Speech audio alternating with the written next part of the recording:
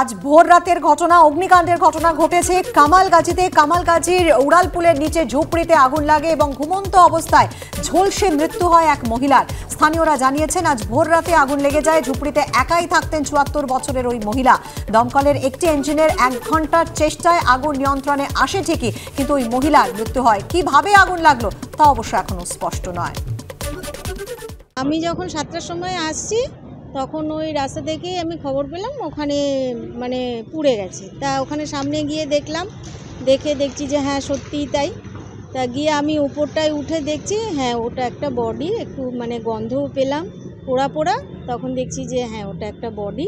কোন লেগে গেছে কি না সেটা আমি বলতে পারবো না, তার কারণ আমি ৭টার সময় যখন আসলাম তখন দেখলাম ওটা পুরোটাই পুড়ে গেছে। তারপরে দেখলাম পুলিশ এলো, পুলিশ এসে বডিটা নিয়ে গেল।